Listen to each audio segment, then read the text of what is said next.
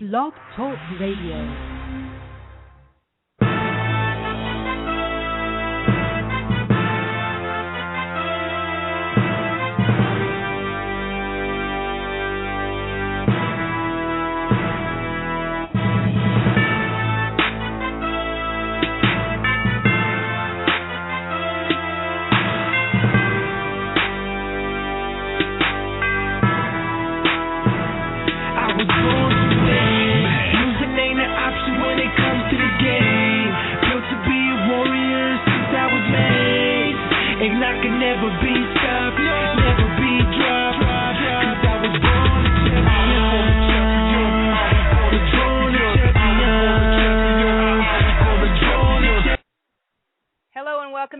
Combat Media Boxing Radio. This is episode 17, and I am Christy Rosario here in Los Angeles, California. If you'd like to call in today, you can call 347-324-5998. You can Twitter us at Real Combat Media or Facebook. Right in the search bar, put Real Combat Media or email at realcombatmediaboxingradio@hotmail.com. Today we're going to be joined with our panel hosts a little later on with Richie Jones from Las Vegas, our guest media, Amy Green from Lawton, Oklahoma, and we have a star-studded program today. I'm really excited. First we have Karim Mayfield coming on. Then we have Gennady Golovkin. I hope I say his name right. Maybe I should just call him Triple G, with Abel Sanchez and Joel Diaz Jr. So it's going to be a lot of fun. Don't go away. And coming up right now, if he is there, will be Karim Mayfield. Let me see if Karim is there. I know he was adjusting his location. You there, Karim? I'm here. What's going on with you? Good to hear from you. Let me tell everyone probably knows this, but Karim Mayfield is a lightweight. He has won 17, 10 knockouts, never lost, and only one draw. So this is more than a boxing prospect. What do you think of that, Karim? Yes. And that one draw was something that should have been a no contest because it was by head. But needless to say, been knowing you for a while, and, I'm just moving forward in life, moving forward in my career, and just looking forward to a big fight real soon. Yeah, I've known you. Wow, you went to, was it the 2006 Western Olympic Trials in Bakersfield? Yes. Yeah, I referee and judged over there, so it has been a while. You have gone far in such a short time. Yeah, definitely. It's definitely been I only have 17 fights, but it's definitely been a sort of a long time coming, and some rough roads through the beginning, but I'm here now, and ranked in the world now, so I'm ready. Like I said before, get one of these big fights here. Well, I'm sure you will. And speaking of big fights, I heard that you were calling out Danny Garcia. Is that true? Yeah. Yeah, that's very true. We've seen him down in Las Vegas, and like I said, I got a world ranking now, and if you've seen the video, his dad was saying get in the top 10, get in the top 10 first. And that's what his dad was yelling, Angel Garcia. I'm number 2 in the WBO, right behind Brandon Rios. And I'm number 4 in the WBA. So I might be actually ahead of Khan. So with that being said, man, my name is ringing, and I'm just, ready to get one of these big fights like a Garcia. Well, what happens if instead of Garcia, Lucas Matese wants to fight you? What do you think of that? Oh, man, I welcome that fight. I ain't scared of him. A lot of these other cats that kind of been running from him, or they talking about this and that, and, hey, man, I ain't scared of him, man. A punch is a punch. He's definitely he's a talented fighter, but I'm definitely not afraid of him, and, I would definitely welcome a fight like that. I think I can beat him. You think you can beat? Well, that's someone I would like to see. Lucas Matese, he is just like you, very talented, hard-hitting puncher, and I do think that a lot of fighters are ducking him. Wouldn't you say? Yeah, I would say there definitely are. I only got 10 knockouts. Maybe it's the name for the reason why they're ducking me, or my style. I don't know. But so I can imagine what he's going through, people ducking him. But he's in a world scene now, and getting a lot of attention. So it looked like sky's the limit for him right now. That's right. That would be a good fight. And so what do you think? I know Angel Garcia, he has a big mouth and he says a lot of things, but do you think Danny Garcia would like to give you the opportunity?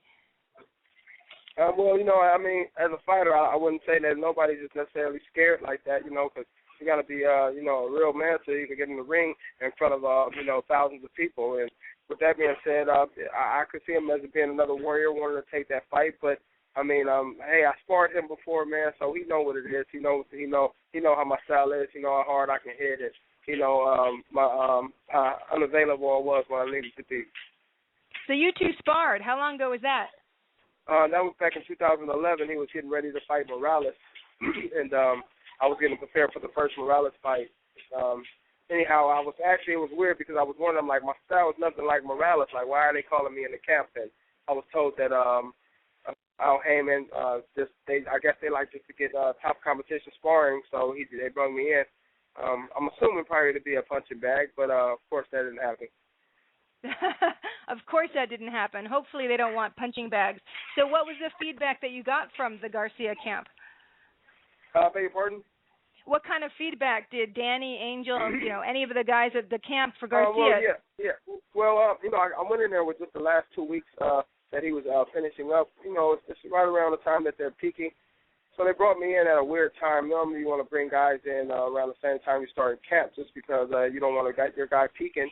And you don't want to, like I said, sometimes you bring people in as a punch of good competition, but then eventually you want them to be a punching bag if you're bringing them in 2 weeks before, before he cuts camp. But anyhow, I did very well against them, and, it worked. I worked my different styles. And anyways, I got some cool feedback. I was only there for 2 weeks, so, it wasn't any bad vibes or anything like that. But, it was all good work. There was a lot of people in camp. There was Raymond Serrano, and also he just fought the other night, Josito Lopez.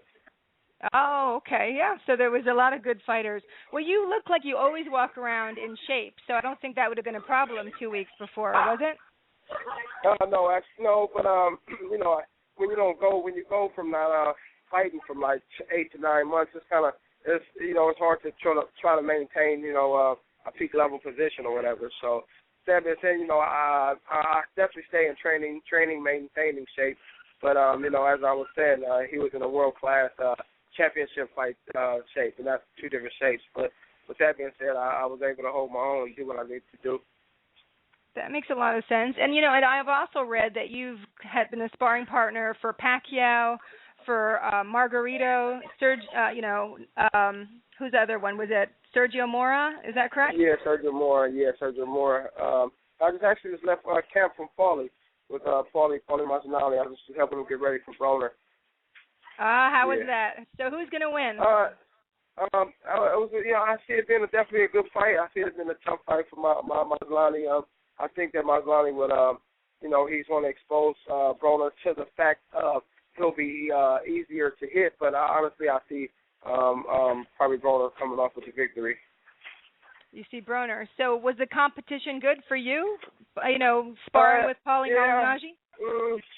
It was good. I'm not going to say it was, it wasn't, Pacquiao or anything like that. It was good, but as I said, I was in the camp.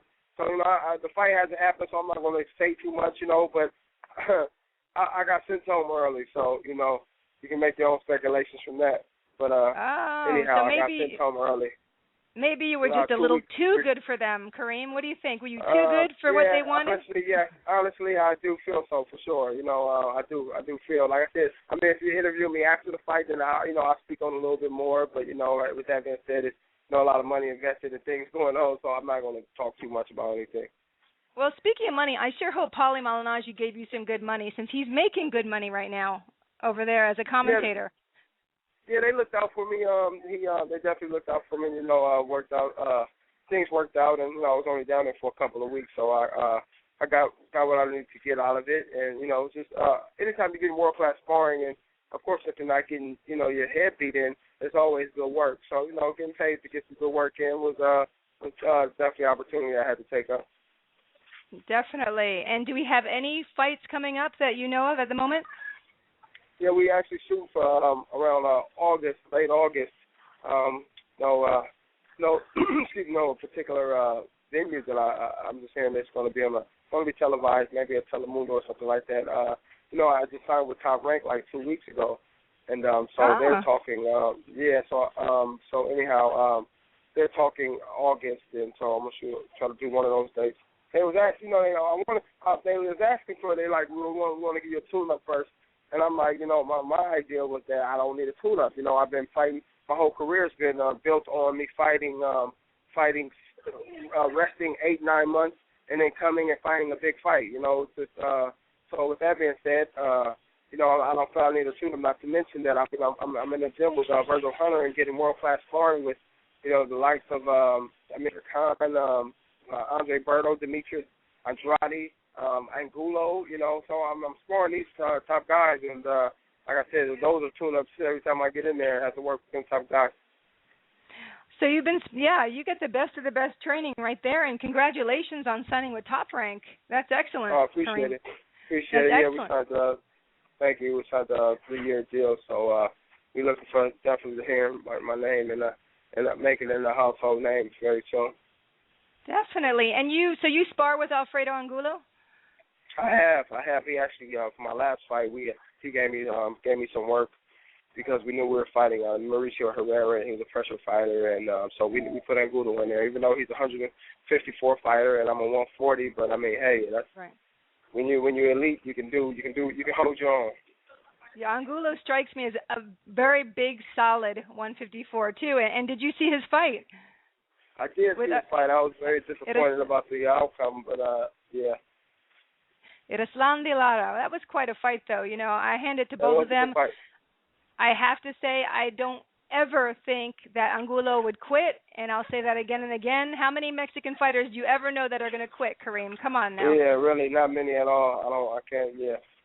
You're going to have to stop them, yeah. Exactly. Maybe to a point where, sometimes they should because you don't want them to get hurt. But I thought up until that point it was a very good fight.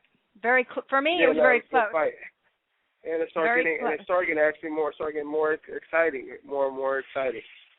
Exactly. Yeah. And I want to ask you, though, before we have to end this, because I've had enjoyed talking to you, I heard that you rap on your brother's label. Is that true?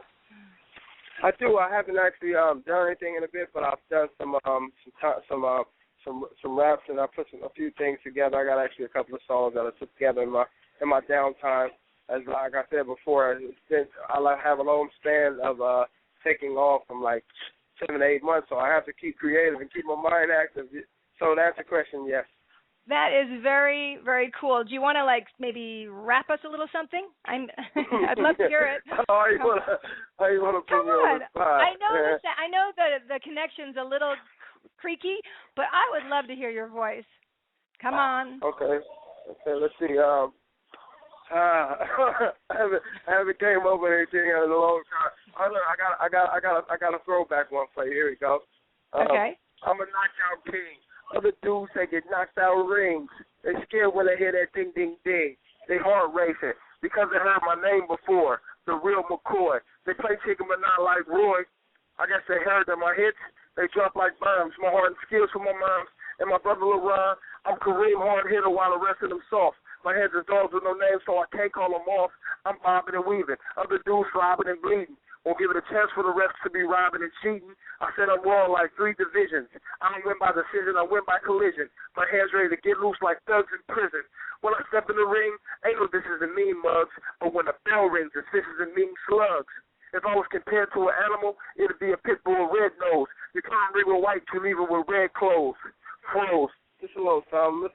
Oh, God, that's awesome.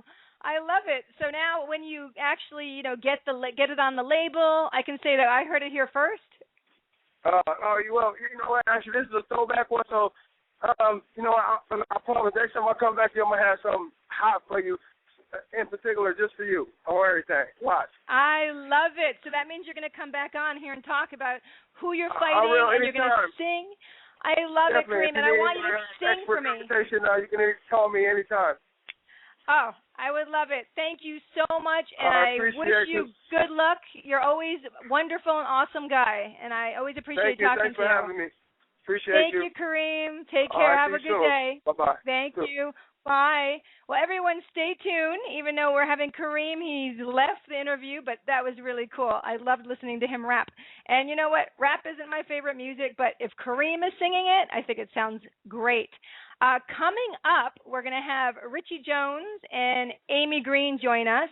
We are going to talk about, wow, oh, great fight. Stevenson and Dawson, Lara and Angulo, and Juanma Lopez and Mikey Garcia coming up. And we were also, later on when we have Triple G and Abel Sanchez come on, we're going to talk about Hakan Afolabi because Abel was over there in Germany.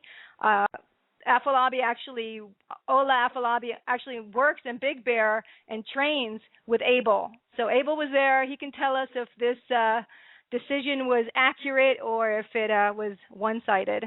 And we will be back after the commercial. You can always call in at 347-324-5998 and stay tuned. We will be back. This is Real Combat Media Radio. Check us out at realcombatmedia.com. While you're there, check out the Feed the Poor link on the bottom of every article, and you can send a donation if you're interested. That is, once again, on the bottom of every article as well as on the top of the website. If you are an MMA, boxing, or fitness business and interested in sponsoring our website or radio podcast, send us an email. Advertising at realcombatmedia.com. Once again, that is advertising at realcombatmedia.com.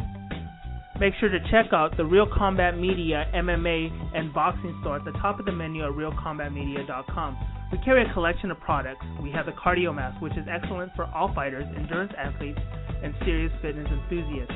Once you are in the Real Combat Media store, click on the banner on that page. We also carry Alpha Brain. Alpha Brain is a great and natural product which activates your brain's neurotransmitters and helps you think more clearly, which improves brain function.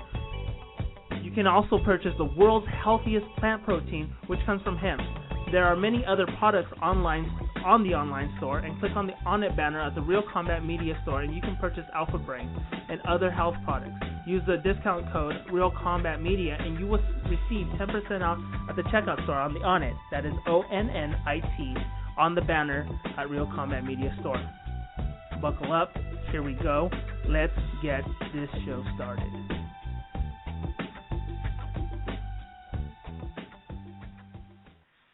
Hello and welcome back to Real Combat Media Boxing Radio. This is episode 17. I am Christy Rosario here in Los Angeles, and we just had Karim Mayfield. I enjoyed interviewing him and hearing him sing, or rap, I should say, and he's going to come back sometime and do a special rap for me, so I'm looking forward to that. Thank you, Karim. Later on, at about 5 o'clock, we're going to have Triple G, Gennady Golovkin, and Abel Sanchez are going to come on. And then after that, we're going to have Joel Diaz Jr. come on today. All star-studded. I'm really excited to talk to these guys. And if you'd like to call us, 347-324-5998. If you'd like to Twitter at Real Combat Media, Facebook, Real Combat Media. And that's it. That's what we have here. But I do want to tell you before I bring on Richie and Amy about the Squeaky Wheel Tour. Did I say that right? The Squeaky Wheel Tour. Gina Boss disappeared. She disappeared in October of 2000 after a performance in Lincoln, Nebraska. Her sister Janelle Rapp learned the sad truth that over 850,000 missing persons were filed that year, and only a handful were profiled in the media. She decided to ask her musician friends to profile missing people at their concerts, and a missing teen from Indiana was found 3 days after that. So they continued their series, and at the moment, they knew that they had something perfect. So the Squeaky Wheel Tour, you can go to www.411gina.org. Please do that, because the Squeaky Wheel Tour is fantastic. And if you can donate or anything, that would be great as well. We are going to bring on, let me see here, we have Richie Jones. You there? I am, Christy. How you doing? Good. Good to hear from you. And we have Amy Green. Are you there? Hi, Christy. How are you? Hi. Good to hear from you. So Amy Green, I'll say a little bit, Amy, but you can talk more because you know. She's a journalist, a publicist. She works with fighters. She writes a column for the Billy C. Network. And what else, Amy? You tell us. That's all for the moment. I do work with Terry Moss. I have some other great fighters that I work with, and I do the column, so it's all in a day's work. And she's got the cutest little southern accent coming from Oklahoma. How is everything over there with you, Amy? Hot. Hot, but the tornadoes didn't touch you guys, huh? That was an hour from me, but, after we finished watching the Showtime fight Saturday night, we had a small thunderstorm go through, and my husband's car was struck by lightning, so we're kind of dealing with that. Wow.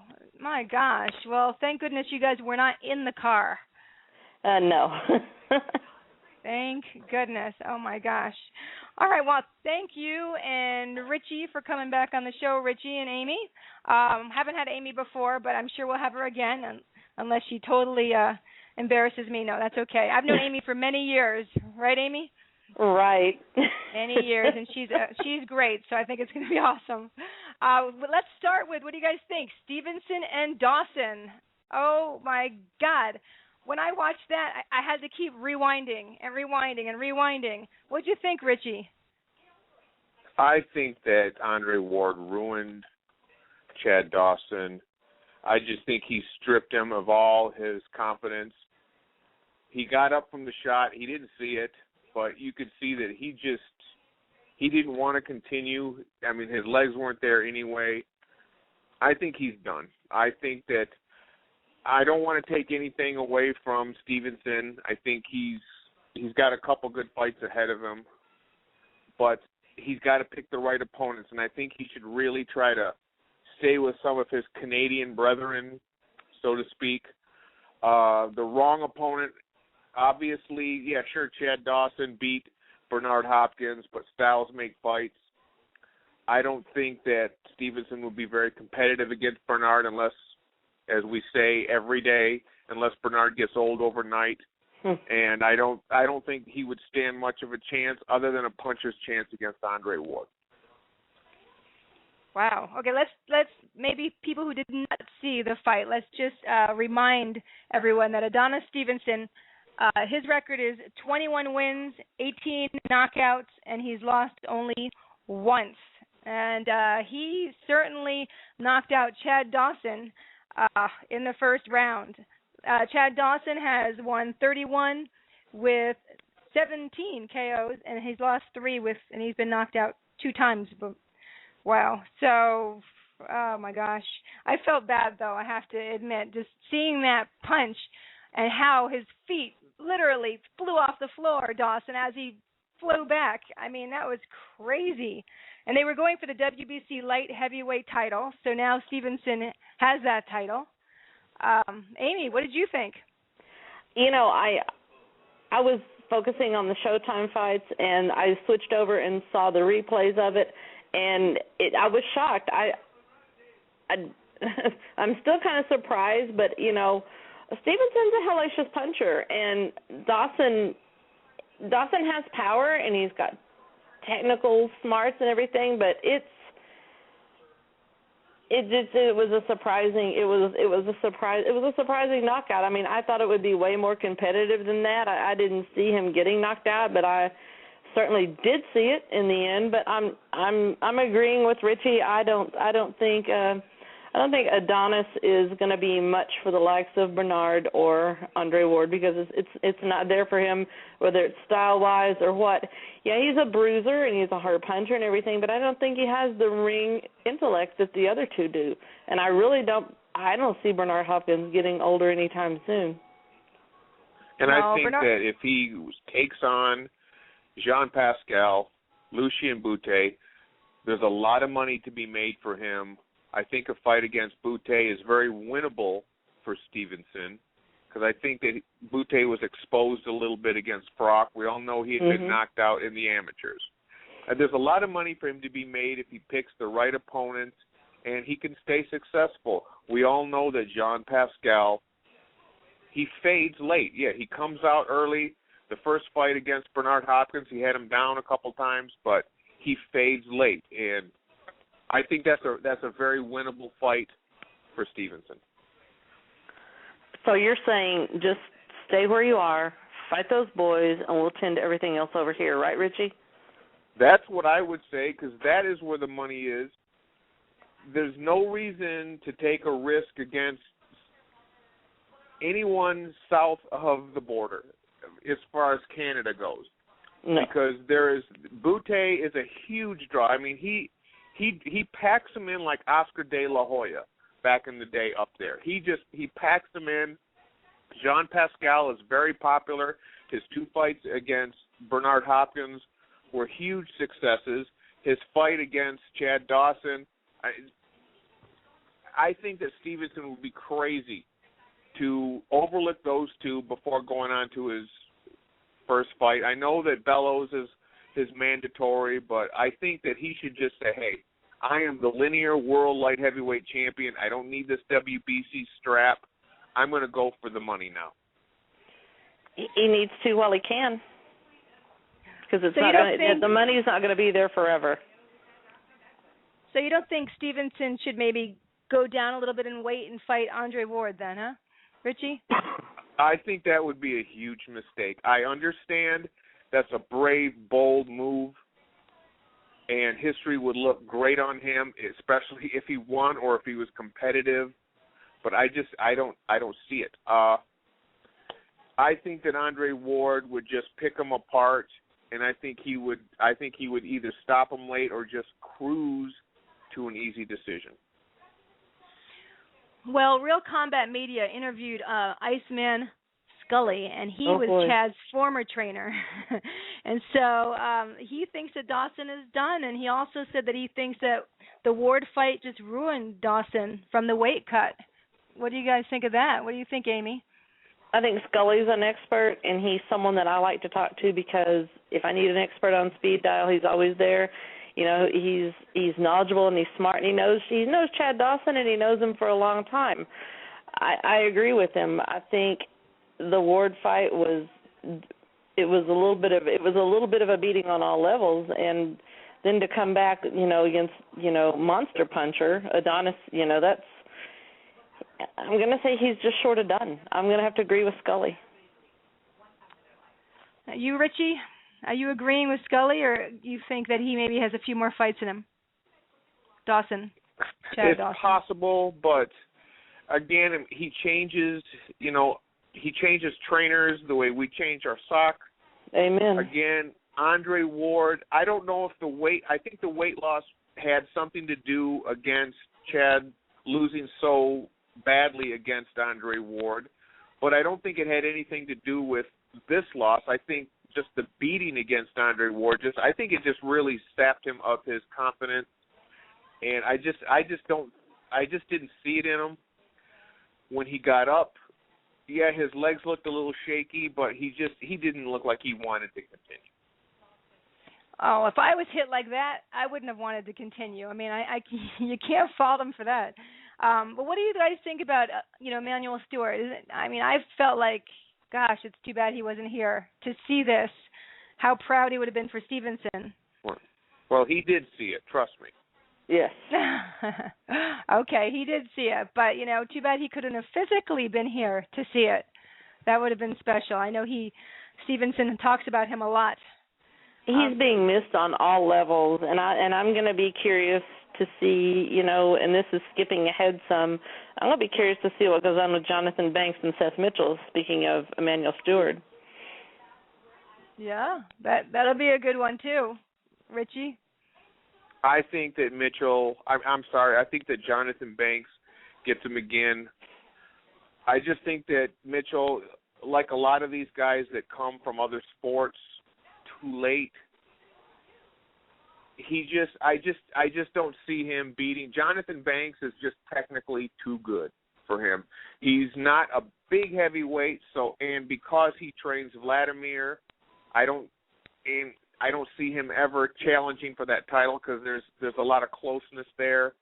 But I don't see Seth Mitchell beating Jonathan Banks. I think it might be a little close early on because of his size and strength.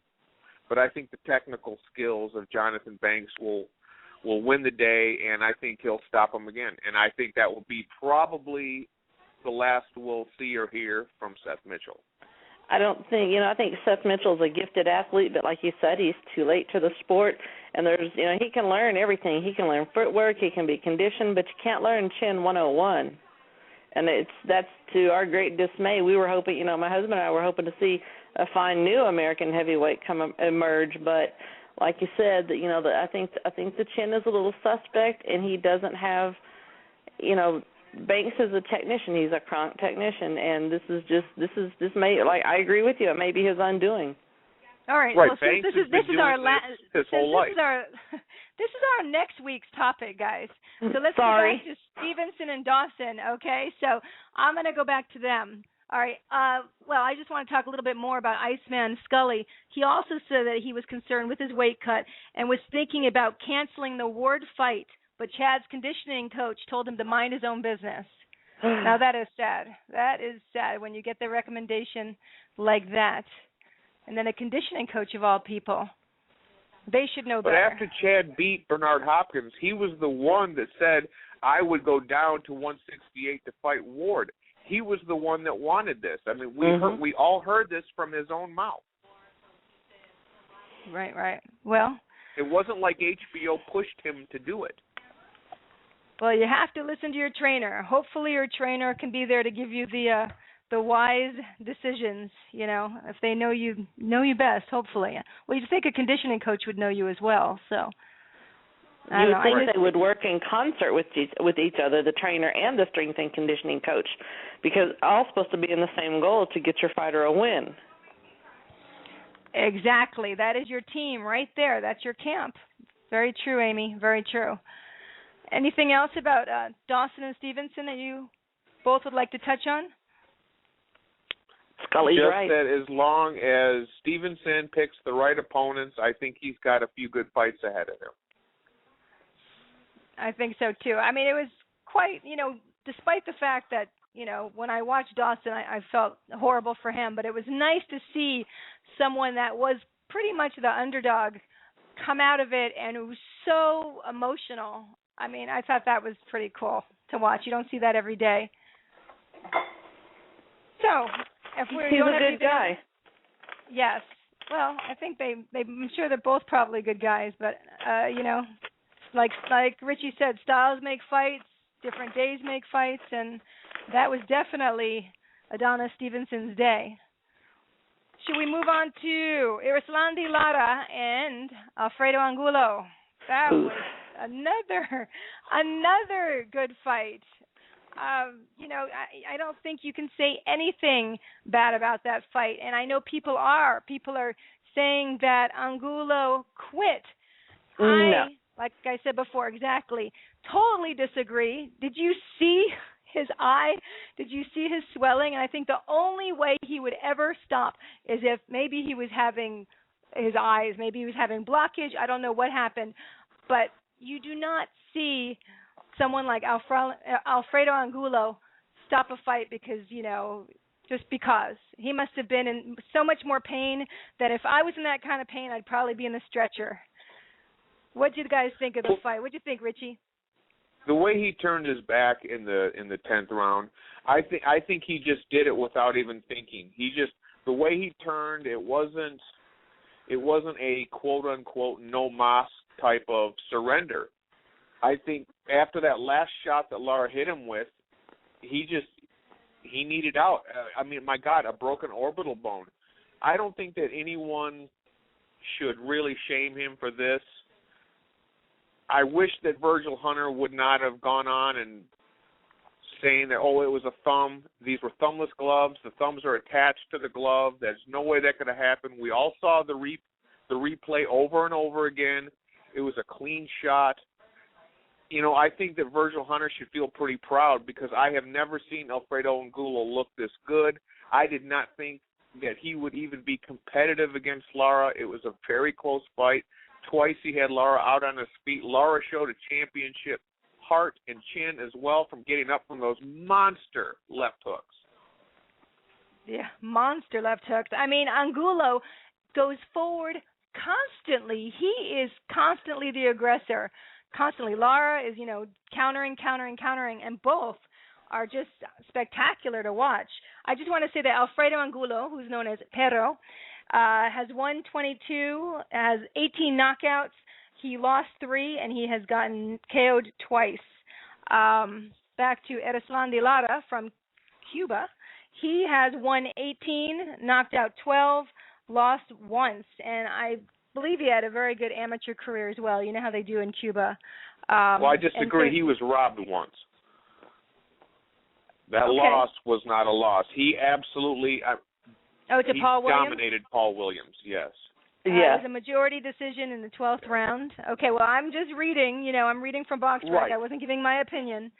So Paul Williams, he won. Paul Williams won majority decision, 12th round. They said, let me see what the score here was, 114, 116, 114, 115, 114, 114. So it was definitely very close. I mean, I thought the fight itself was very close with Angulo and Lara before, Angulo, they had to stop it. I thought it was made it close. Steve Farhood had Angulo ahead slightly, and I was agreeing with that. But he's savage. He's a prime example of a savage, brutal, come-forward fighter. He was killing his body, and then they're night and day fighters. You've got Angulo who's like savagely coming forward constantly, and then you have Lara who's more technical. He's got great movement, and he's an overall all-around good fighter. Now, he beat a client of mine, but I'm going to let it go and face it Saturday. No bitterness now. Come on, Amy. No, not much. Is a great technician. He's a great counterpuncher, and they're so different in their fighting styles. But for me, it was so exciting to watch. So exciting. Let me ask either of you what you think about Angulo's appearance. Don't you think he kind of had a little bit of a Margarito appearance with his posture and the hair and everything? I mean, do you think there was a little resemblance? The cornrows, absolutely. The cornrows, and his posture was kind of hunching a bit, as things wore on. But I mean, to me, it looked like a little bit of a smaller Margarito. I was like, oh, goodness. And then, with the eye at the end of it, they were kind of looking alike. I didn't even think of that, and I don't know. To me, he just looked like Alfredo Angulo. But I see what you're talking about with the hair and the cornrows. You don't see that a lot with Latino fighters with the cornrows. What do you think, Richie? I think that Virgil Hunter did a great job with them. If Virgil Hunter had been in his corner when he fought James Kirkland would have been the one carried out on the stretcher. He fought out of the pocket a lot more. That left hook of his was thrown a lot shorter, more compact. I'm impressed with what progress Virgil Hunter has done with him. I don't know if he'll be able to come back from this, because that eye was swelling up from about the first or second round on. You could see that it was getting worse despite his success in the third, fourth, and ninth rounds. But nonetheless, a broken orbital bone. I don't know if he can come back from this, but I really feel that Virgil Hunter. He just got into the Hall of Fame this weekend. I feel that Virgil Hunter just did a great job with him. He wasn't just a face-forward brawler against Lara, and that's what Virgil Hunter needed to do with him. I've had a broken orbit around my eye, and you have to take, forever off to recover from something like that. You cannot do anything that will jar that, which would probably include even hitting a bag or a speed bag or sparring. You can't do anything that would jar that during the healing. And, you remember how long Paulie Malignaggi recovered from the Cotto fight. He had a lot of similar injuries. It's going to be a while if he can, when he can resume his training regimen. Well, how was and it we for know you he'll be back. Amy, how was it for you Pardon? as far as the pain for the orbital bone? Was that a lot of pain when that happened? I was off work for a month. It was actually a car wreck. Oh, and you have to be really careful with stuff like that there's not anything else broken, because around the eye and around the face and the nose, there's sinuses and everything else. I mean, I haven't read anything about it, and I don't know, but, he could have had, a few other little fine things that were damaged in there. And the doctor afterwards, if you guys heard this, when they were talking to him, I think Jim Gray may have been talking to him, he said it's going to be exquisitely painful, and it is painful. I mean, that's your eye orbit. I mean, that's everything around there. Yeah, it sounds terrible. Terrible. I mean, and for people to just say that he quit is just ridiculous. People just love to jump on the bandwagon and just be nasty. No way in the world did he quit that fight. I disagree. And if somebody you can't compare what he did with what Victor Ortiz did against Marcos Maidana, or what Victor Ortiz did against Floyd Mayweather, the way he fouled out. You can't compare those two. Again, I don't even think he thought about it. He just reacted. Yeah, exactly. I think he just reacted, probably was not even thinking about it. But what you mentioned Victor Ortiz, which I thought was interesting. I hear that Robert Guerrero may fight Victor Ortiz. You guys hear that? I think on Twitter, Guerrero was trying to work on a fight with Victor Ortiz on Twitter yesterday. And Robert said that he'd like to see who is the best California's boxer. So Al Heyman has to approve this, and we will see. What do you think? Do you think that's going to happen? Robert Guerrero and Victor Ortiz. That's just... You guys are so quiet. I've also been hearing that Victor Ortiz is going to fight Sugar Shane Mosley. Yeah. I also read that over the weekend. As did I. Oh, okay. So, there's a lot of little rumors going on with... Right. That would be interesting, Sugar Shane Mosley, and that would be another California boxer. Right. I don't want to be premature and put Shane in, the AARP category, but I'm going to say I'm going to go out on a limb here and hope he didn't saw it out from underneath me and say he could probably beat Victor Ortiz because Shane still has the mindset to win. And Victor Ortiz, I don't know what happens, but somewhere along the way things unravel. Yeah. Yeah, no, Shane is always 100%, ready. And mentally, he believes that he can always do it. And that's a big part of the fight game. If you're mentally ready, Shane always is. He always comes ready. So, maybe it would work. Or maybe Victor would use some little dancing moves from Dancing in the Stars on them in there, You dance way better than Victor does, Miss Christie. I can dance, girl. So what are you trying I know. to say? I've seen you in action. I love to dance. But I wouldn't mind being on Dancing with the Stars. That would be fun. But Victor Ortiz was cute, though. He was funny on there. I mean, he was kind of nice. He did well, don't you think? Give him some credit, guys. My favorite moment was when Donald Driver won because he played for Green Bay. Oh, okay. All right. You and your little favorites there, Amy Green. I can tell. So what else about Lara and Angulo do we want to talk about before we move on? I'm a little upset that they're giving Lara this bogus interim title. I mean, let's take count now. WBA World Light Middleweight title. Right. Canelo Alvarez has a WBA I call it super welterweight. He's got a belt, a WBA belt at super welterweight. Floyd Mayweather has a belt at super welterweight. How many super welterweight belts do there need to be at WBA? I mean, it's bad enough you got an IBF, WBC, IBO, whatnot. Now there's 3 WBA champions at 154 pounds. This is getting absolutely sickening ridiculous. Is one of them an intercontinental is one of them the junior version of the WBA or no? Is it a full-on big deal? From what I understand, and again, I don't want to understand, but I guess Alvarez is the super champion because he also has a WBC title, and I could be wrong on that, but it was Mayweather that won it from Cotto first. Right. And now, of course, Lara has some stinking interim title, and I really think this is just some way of keeping Lara away from the money guys. I could be wrong. You never know. It's all possible in boxing. It's ridiculous.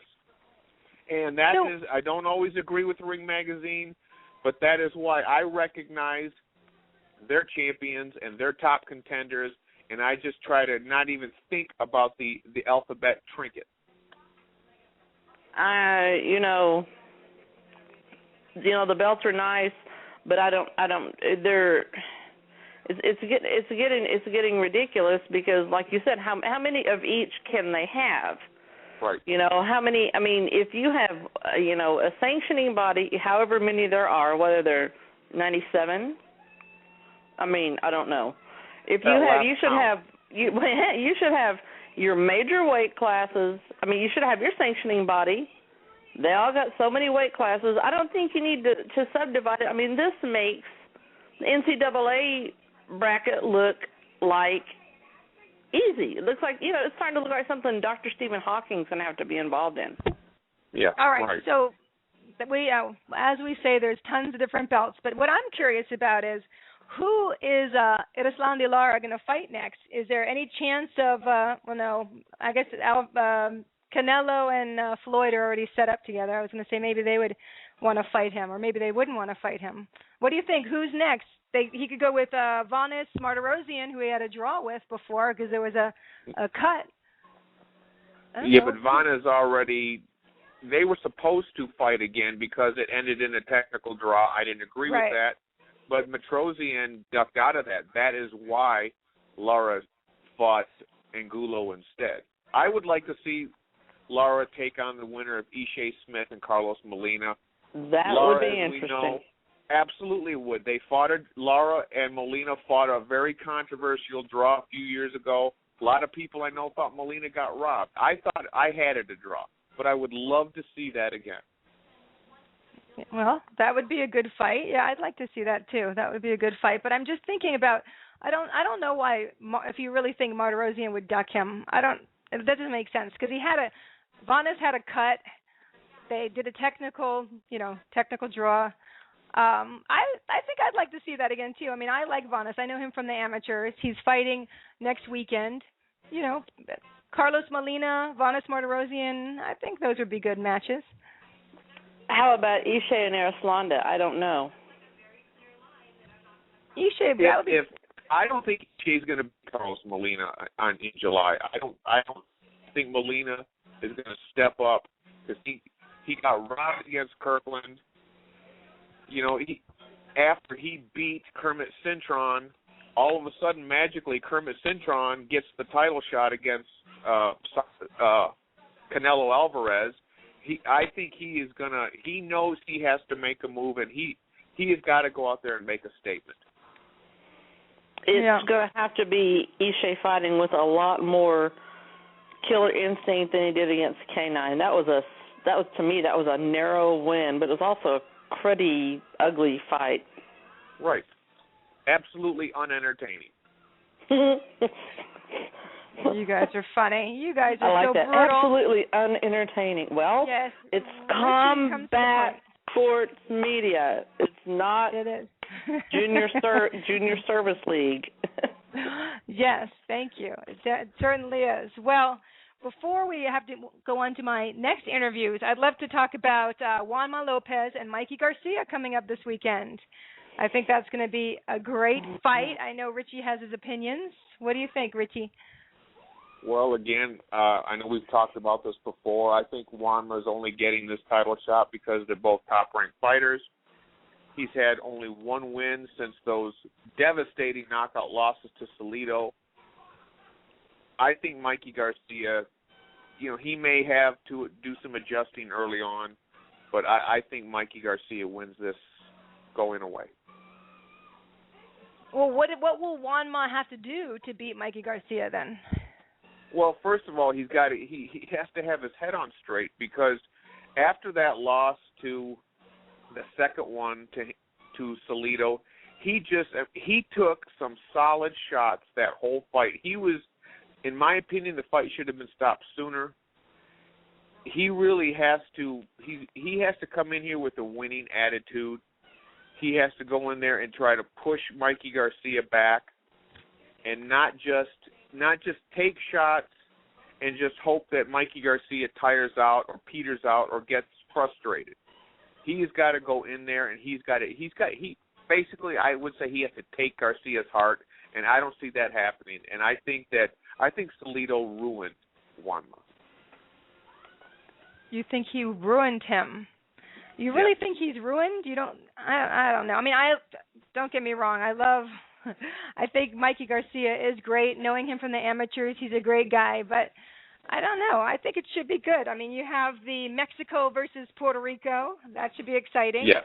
I think Juanma Lopez is going to train like he hasn't trained before, and you're going to see him come as a totally different guy, and it's going to be an incredible fight for both of them. I guess I would still probably say it's going to go towards Garcia, but what do you think, Amy? What's your opinion on this? I don't dislike Juanma, but I agree the Salido fights were brutal, and they were demoralizing to a degree. I don't feel like he's been the same since, and like Richie says, he's going to have to come forward, balls to the walls, hang it all out there, and show that he's got the heart and the guts to go and take this fight. If not, I think Garcia's gonna figure some things out as the fight goes. But I think he wins in the end. I don't know if he'll stop him, but there are going to be some ugly places in there. Did you say balls to the walls, Amy? Did I? Yeah. Is that an Oklahoma I thought everybody heard that. Do they Is the FCC knocking on the door? Nobody's knocking on the door, Amy Green. I'm going to start talking with your cute little accent. What do you think, Richie? You ever hear that expression, balls to the walls? All the time. Okay, maybe it's a Vegas. I mean, I've heard it before, but coming out of Amy Green's mouth, she could say anything, and it would just sound kind of cute and Southern. Well, Right. This is the way we roll over here in the 580. In the 580. You're not in the 310. You're in the 580. No, we're in the 580. I got you. Any more opinions, critiques, or anything for Juanma and Mikey? It was nice talking to Mikey when he came on the show. I think it's going to be a very good fight. He's entertaining. He's really entertaining. What I was going to say is after Maidana and Lopez, I needed to see a replay of Hopkins and Charmelo just so I could get to sleep. Yeah, you had to watch that to get to sleep? I was going to say, because I was pretty excited after the Lopez-Maidana fight, and then, I felt like I needed to see the Demetrius-Hopkins fight again to kind of, chill things out a little bit. Yeah, it's so funny. Yeah, that would do it. We're such typical girls. I went today to buy at the sporting goods store. I was so excited. I bought my wrestling and my boxing shoes for when I referee and when I teach. I was thinking, wow, I'm such a typical girl. And here you fall asleep to boxing. Don't we love it? Well, actually, I fell asleep on my own, and then, lightning destroying my husband's car was like, hello. Oh, my God. Richie, what do you think of all this? What do you make that of it? Hopkins fight could have put an amphetamine junkie to sleep. That was a horrible fight.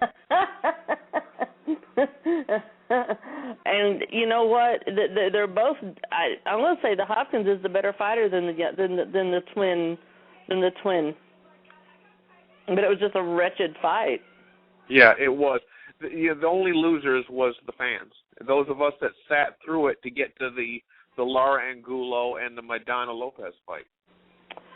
Well, I'm going to tell you what saved the fight for me, you guys, was getting to listen to Brother Nazim in the corner. Because he has some pearls. He comes up with some stuff. I mean, he's, there's just some of the stuff that he says in the corner is amazing. Like he tells Bernard, wipe his nose with that hook. I mean, he just comes up with some really cool stuff. Now, his sons were Rock and Tiger, right? Weren't they, like, fantastic amateur boxer twins? I think so. Yeah, I remember, and I'm not sure this is even true, but I heard through the rumor mill that one of them actually tried to weigh in for the other one in the amateurs. And don't quote me. It could be just a rumor, but, it's kind of funny when you have identical twin boxers that, weigh the same. I thought that was kind of cool. So any other comments on any of the fights that we've talked about? Juanma Lopez, Mikey Garcia. Here we go. Mexico, Puerto Rico. Okay. I'm going to, I know, because you tried to teach me a Spanish lesson one day driving 80 miles an hour across Los Angeles. I know I should remember some Spanish, but I'm not going to repeat it.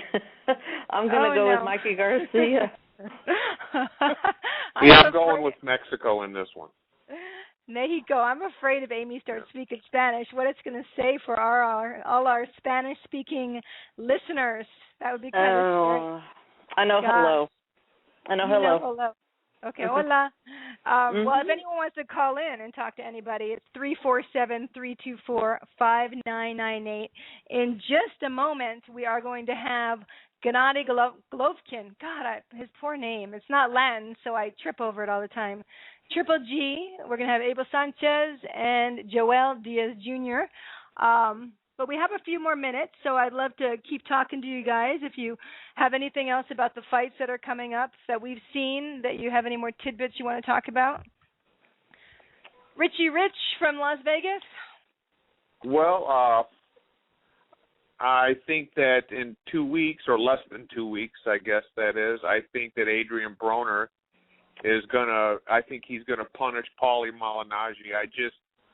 I know that Paulie is good at talking, and he has fought the better. He has definitely fought the better opposition, but he's lost to all other than Juan Diaz.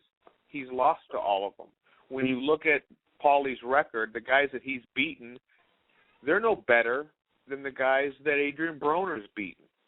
And I think this is. I'm not saying that Broner's the second coming of Floyd Mayweather. But I don't see Paulie beating Broner on June 22nd. I feel like Broner will win. I don't believe he'll stop Paulie. I think it'll be a distance fight, and I think Broner is Floyd light, even right down to the girlfriend that's a Miss Jackson wannabe. I mean. Floyd Light? He's Floyd Light, and I mean L-I-T-E. He doesn't even get the full benefit of the word L-I-G-H-T. He's Floyd Light all over the place, and even Floyd's tired of him. But wait, and don't be surprised if they fight each other within the next year. I got a feeling Al Heyman, who handles both of them, I think this is what he's gearing towards, and I think this is why he brought Broner from lightweight up to welterweight. I think this is what he's looking for probably next spring is a Broner-Mayweather fight, because just the promotion leading up to the fight will probably exceed the actual entertainment when the fight happens.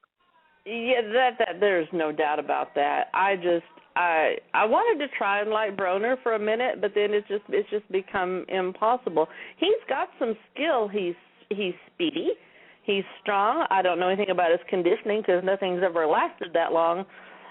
But in the end of the line of things, long after he's over and done with, Paulie's going to be sitting somewhere with his money and his faculties intact, and Broner's going to be, I don't know, a little panhandling. I don't know.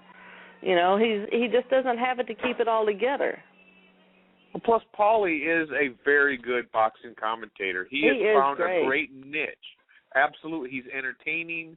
He shows a lot of emotion when these fights happen. And he's well informed.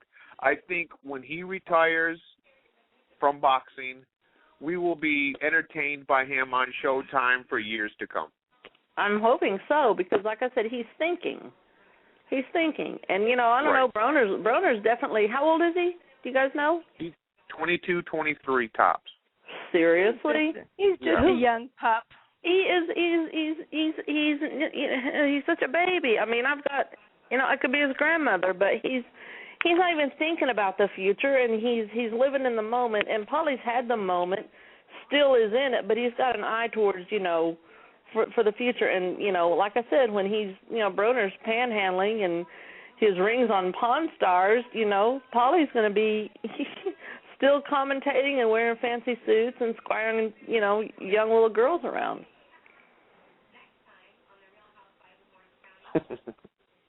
Agreed.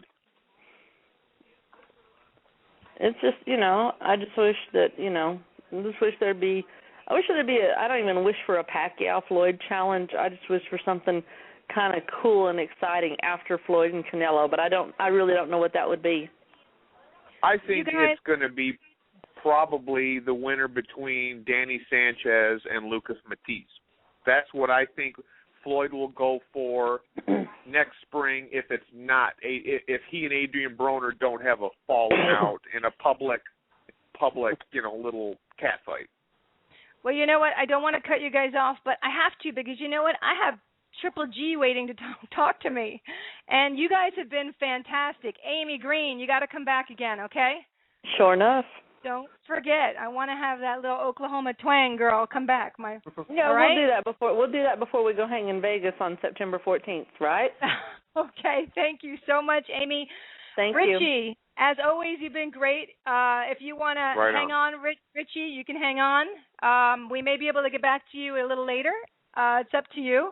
Always enjoy having you on the show. Okay, Richie, we'll see you in much. Vegas. You're going to be our adult supervision. I'm always Bye, here. Amy. Don't Bye. get me in trouble Take care. now. Bye-bye. See Bye. you later. Okay, so I'm going to go to a commercial right now, and then I'm going to come back with Triple G, Gennady Golovkin. So this is episode 17, Real Combat Media Boxing Radio.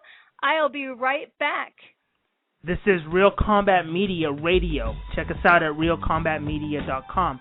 While you're there, check out the Feed the Poor link on the bottom of every article, and you can send a donation if you're interested.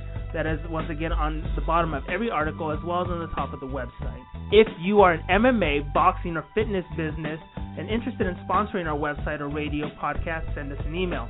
Advertising at realcombatmedia.com. Once again, that is advertising at realcombatmedia.com. Make sure to check out the Real Combat Media MMA and boxing store at the top of the menu at realcombatmedia.com. We carry a collection of products. We have the Cardio Mask, which is excellent for all fighters, endurance athletes, and serious fitness enthusiasts. Once you are in the Real Combat Media store, click on the banner on that page. We also carry Alpha Brain. Alpha Brain is a great and natural product which activates your brain's neurotransmitters and helps you think more clearly, which improves brain function. You can also purchase the world's healthiest plant protein, which comes from hemp. There are many other products online on the online store, and click on the On It banner at the Real Combat Media store, and you can purchase Alpha Brain and other health products. Use the discount code Real Combat Media, and you will receive 10% off at the checkout store on the On It. That is ONNIT on the banner at Real Combat Media store. Buckle up. Here we go. Let's get this show started.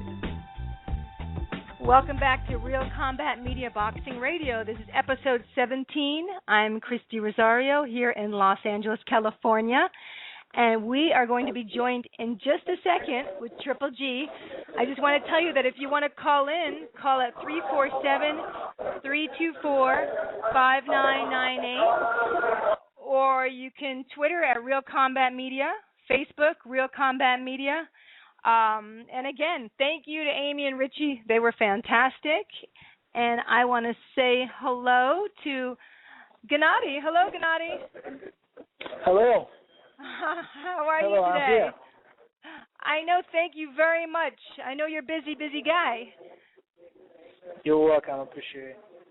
Thank you. No problem. You're welcome. How is everything in Big Bear? Oh, everything's good. Nice weather. It's beautiful weather. Beautiful people. Oh, it's very good atmosphere in gym.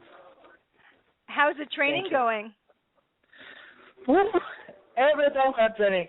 Every day, every second day sparring, hard sparring with 4 guys, 4 sparring partner. Oh my gosh, just very hard training. Who are your sparring partners right now?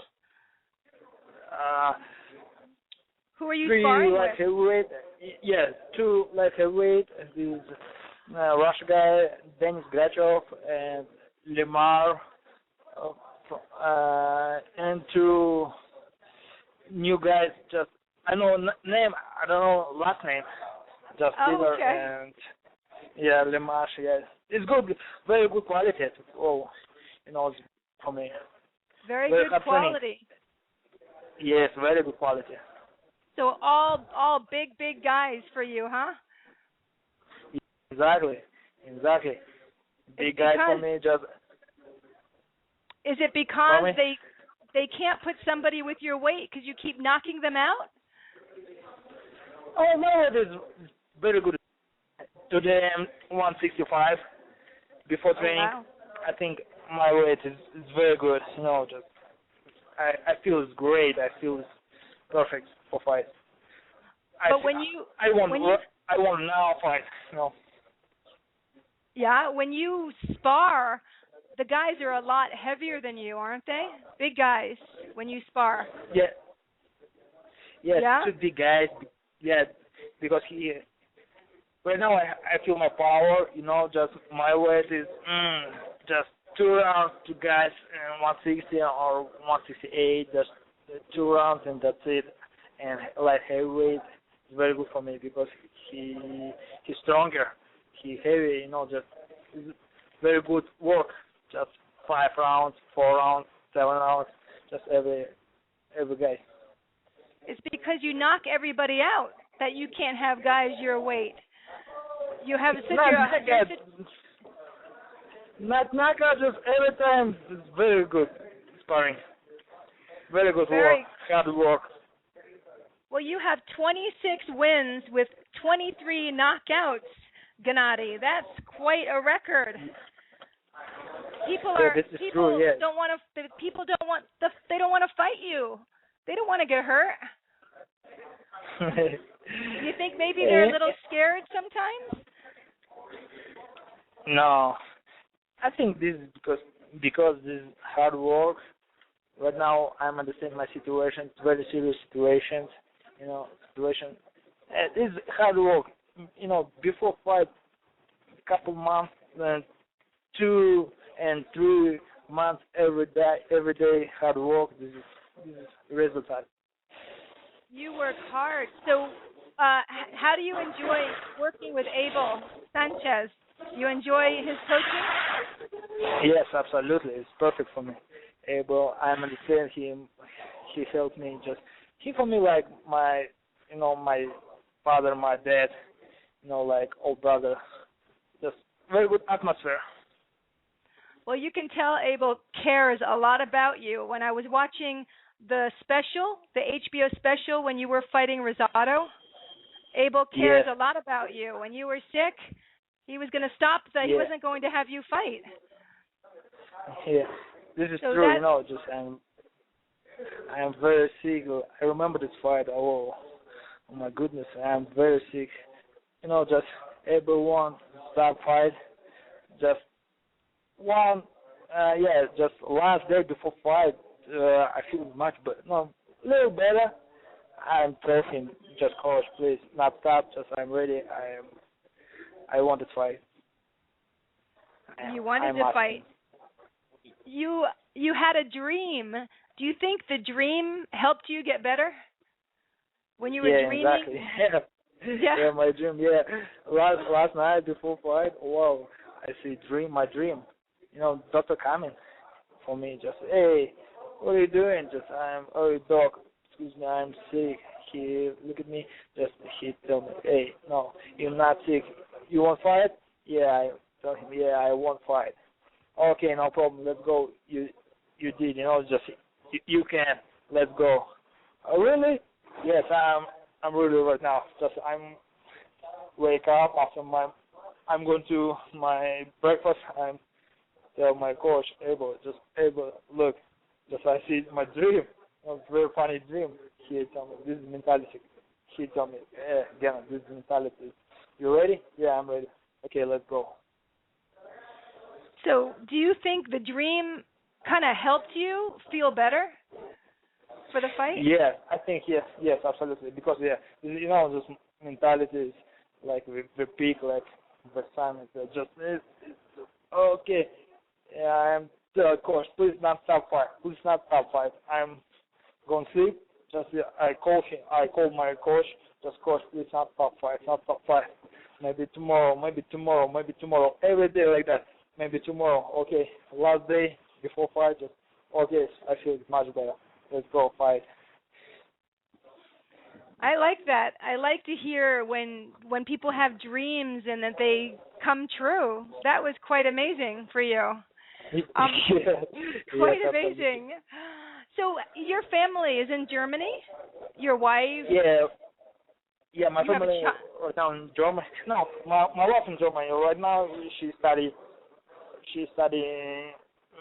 marketing.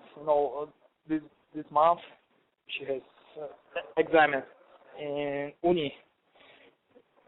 Oh, And okay. So she's in university in Germany? Yeah, university. Yes, Germany university. Oh, Right wow. now, That's great. she's studying. Yeah, and my son, we were going to my parents in Kazakhstan. Right now, for him, it's very good. He like it too much for him. Just every day, new for him. In kindergarten. How old is your son? How old is he, Gennady? 4. Oh, he's 4 4. years, 4 years old. Oh, Yeah. and he's in Kazakhstan? Yeah, right now, yeah. And I think this is last month. In July, he coming in Germany.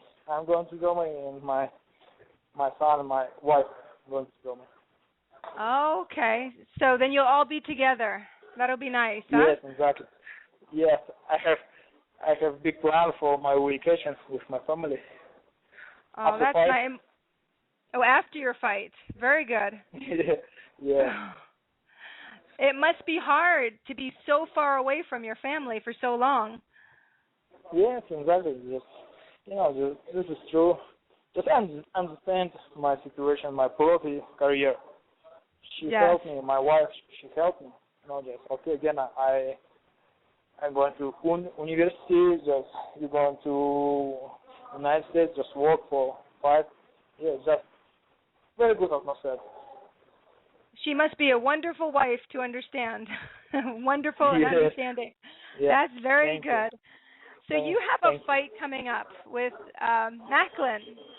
You feel strong and ready for that fight? Yeah, I feel great right now. I feel great. I know this is very difficult fight not for me, just I think for us, for him and for me, same, because I think, just same size, same tall, same weight, same speed, same power. He not bad. He is very smart right now. I think very difficult, not easy fight.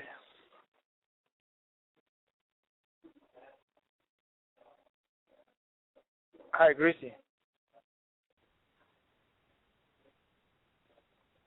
Hello. Gennady, you there? Oh, I'm sorry. I thought I lost you for a second. Good. I'm sorry. Oh, good. Yeah, no problem. So let me see. I think I have a question. Someone has a question for you. Let me take the call. Hold on. Don't hang up. Hold on. Okay, no problem. Welcome to Real Combat Media, Boxing Radio. Who's calling? Here's the Boxing Maniac. Hello, the Boxing Maniac. Do you have a question for Gennady? Oh, yeah, absolutely. Triple G, how are you? I'm fine. I'm fine. Great. Thank you. Yeah. Triple G, I got a question. My question is this.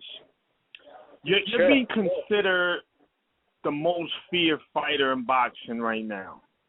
Now, if you can't get the fight you want at 154, are you willing to go to perhaps super middleweight, one division north, or even junior middleweight, 154 for big fights? Can you make either of those divisions? Okay, look, my friend. Right now, after my work, after my training, I'm 162.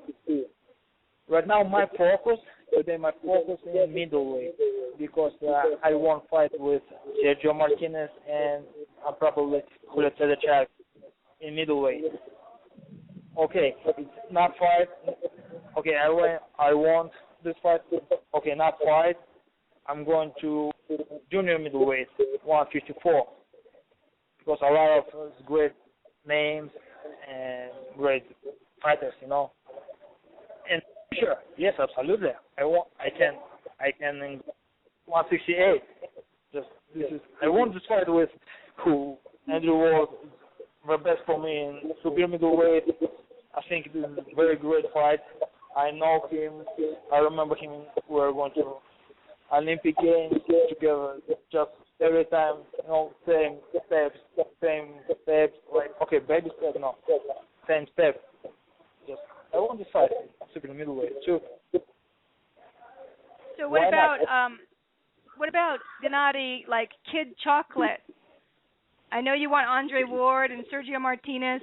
How about Kid Chocolate? at 168? Check out. I know him. I sparred with him a couple times, just two times. Not easy sparring, because good sparring for me. Just my situation right now, I'm working with HBO. He working with Golden Boy and Showtime.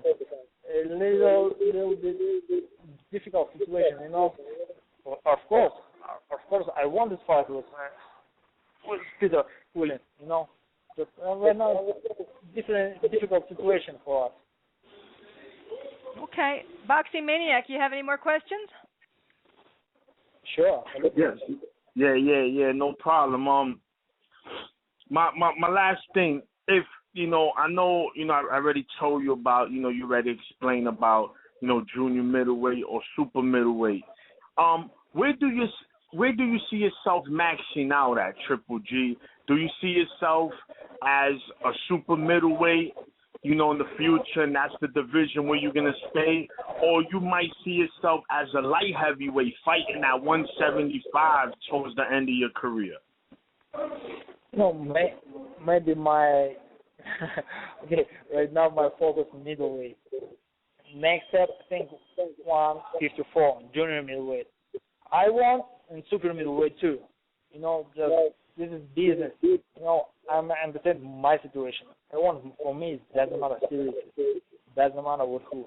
Right now, just HBO talking to me. Hey, again, what do you think about super middleweight? Yes, sure, absolutely. I want. Okay, and maybe one junior middleweight. Why not? Yes, sure. Guys, come on. I'm here. I want. Fight. Doesn't matter with who. Let's go, please. Let's go. Just, this is my situation. So, Gennady, you're willing to fight anyone from 154 to 168. Is that correct? It's correct. It's correct. Yes, absolutely. So, for your next fight with Macklin, are you training a certain way for Macklin, or just the right way you always train with Abel? I have a little special this fight with Macklin. Just we'll have time. We'll have 10 weeks before fight. I think great fight for us.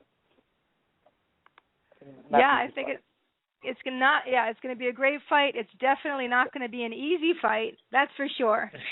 You're definitely going to. This. I'm very correct. This is box. I understand. This is box. This is sport. This is box. This is like UFC. This is favorite. Not big. I'm right now big favorite. Right now for me just 50-50. This is correct. I respect him. I respect Matthew Macklin. I respect him. He's a strong guy. I understand my situation. I feel great. Seriously, right now 50-50 because I'm correct. Because this is box. Well, Gennady, what about Sergio Martinez? I mean, I know you'll fight anybody, but do you think that would be a good fight for you? Yes, absolutely. I want this fight.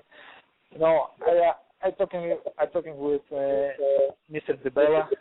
DeBella tell me, hey, again, just you beat Matthew. Okay, I promise you. Your next fight with Sergio. I asked him when, how long. Okay, maybe February, maybe June, or maybe January, February. Just first next year. Okay, thank you. Just okay, I'm ready. I want this fight. Well, did you watch the fight with Martinez and Murray, with Martin Murray? Did you see that fight? Yes, I see this fight. And what did you think of that fight?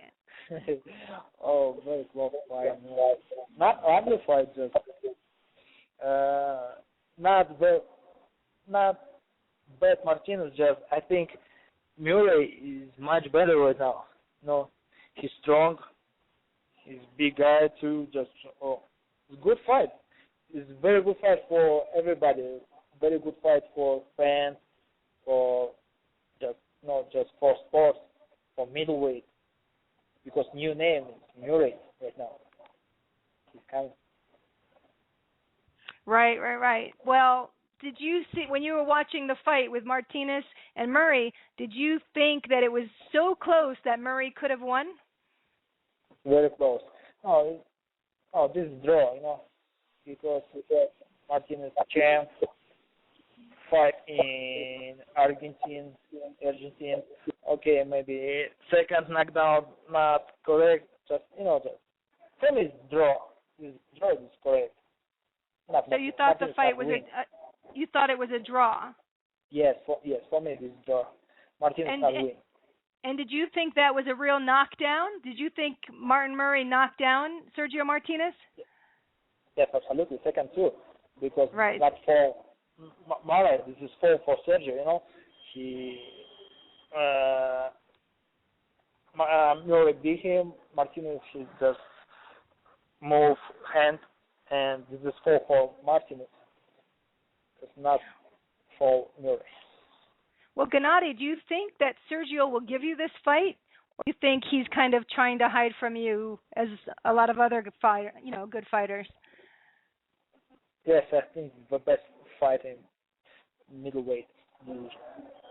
But do you think, Gennady, do you think that Sergio wants to fight you? Excuse me, pardon me?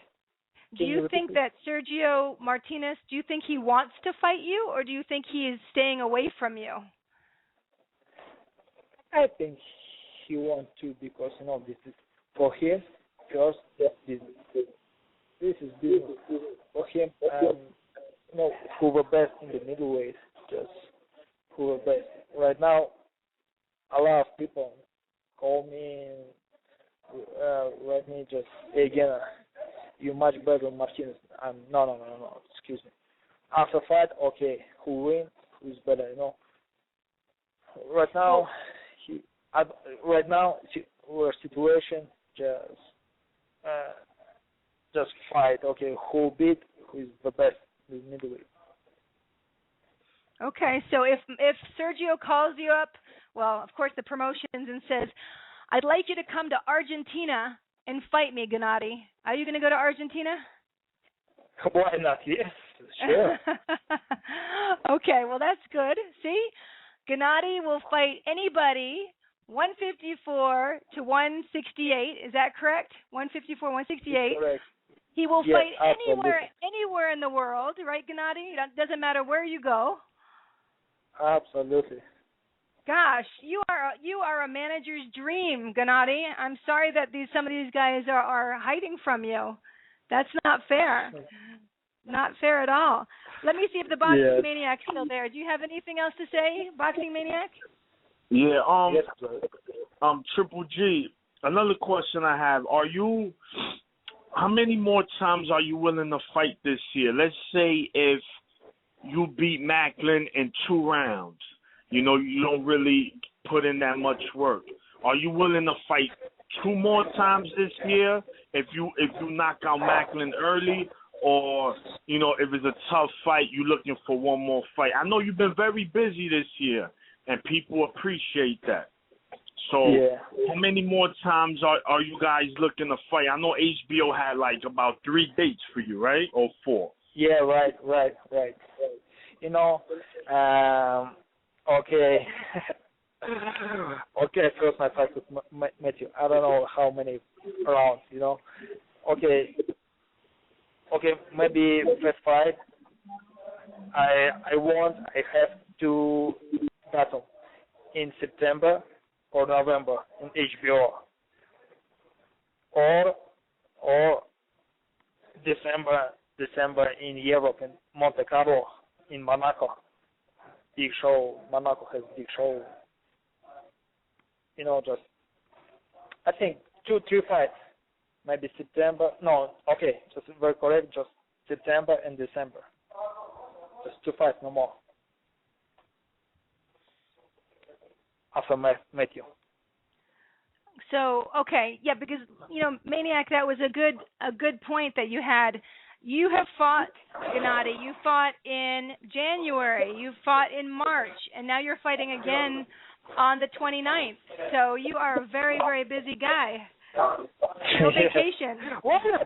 Right now, I feel right now. I feel it's great. Just I feel my power. Right now, I feel my time. It's a very good time for me. For me and for my career. Just not stop. Why not? You remember Mike Tyson? Mike Tyson every second week just fight. Very quick. I have my sparring.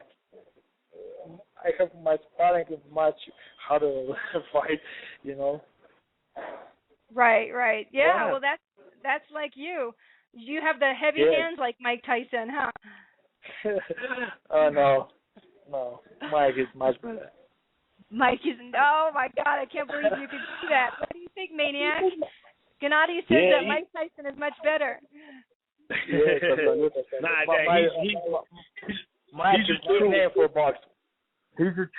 a true fighter, man. Humble fighters never say they better than a legend like that.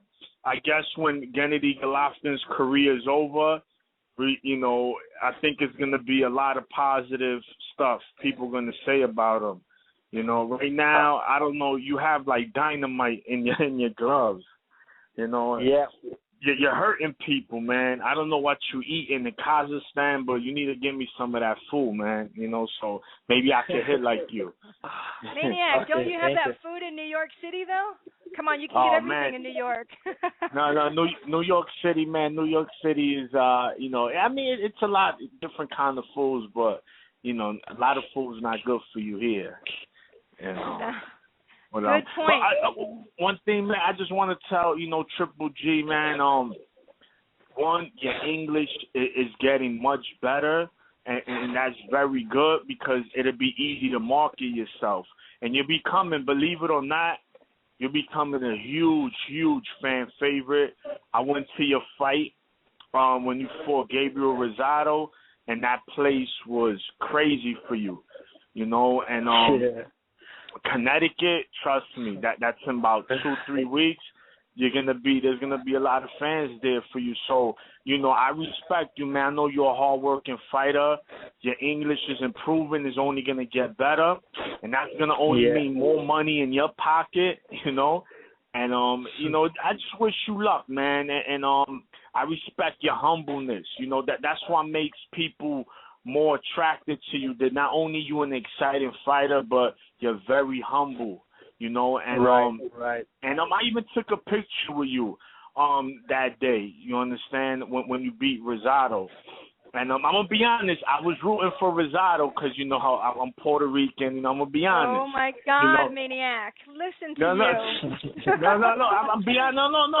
Listen, I'm an honest guy, but I respect Gennady Golovkin. You know why? Because he's a true champion. He shows respect to his opponent, and I like seeing you fight, man. I'll be honest. So I wish you luck, and I'll be rooting for you from here on out. Did you get that, Gennady? Yes, sure. I appreciate it. Thank you. Yeah, man. Thank you for, giving me my money's worth when I watch you fight. And Maniac, thank you for coming on and asking all these real cool questions. It's good to have the Maniac on the show with me here today. That's pretty cool. You're welcome, guys. So, Gennady, you know what? I want to ask Richie Jones if he has one question here before we leave with Gennady. You have a question, Richie, for Triple G? Well, first, I want to comment on what Maniac said. He hit the nail right on the head. Gennady gives us our money's worth every time out. I've seen since he fought Kroska last fall, every fight he has had, I've been right there, and he is drawing in more and more fans. When I'm talking to boxing fans at the checkout line at stores or whatnot, 9 times out of 10, if it's the first subject is not Floyd Mayweather, it's Triple G. Yep. See, Gennady, everybody likes you. You're nice. You're humble, and you have a great punch. You're a great fighter. I hope to see him fight Sergio Martinez sometime next year and get his shot at the World Middleweight Championship. Yes, we'll be looking forward to you doing that, Gennady. All your dreams are going to come true. I know they will for you. You're a nice guy, and I really appreciate you coming on the show today. It's really nice to. Thank you so much. Your English is great. I didn't need a translator or anything. Now, I'm studying a little bit just every day. Speak with my friends, with my sparring partner, with my coaches. Every day, better, much better right now. It's much better. It's very, very good. Yes. I wish you the best of luck with Macklin, and I'm going to be watching and yelling at the TV for you, okay? Wish you the best. Okay. I wish you the best. Thank you so much. I want to ask you, Gennady, can you just put Abel on the phone for a minute? I want to ask him about the fight with Afolabi and Hook. Absolutely, right now. Thank you. And then I'm going to talk to Joel after that. Okay. Thank you. Have a good day. You too. Thank you very much. Take care, Gennady.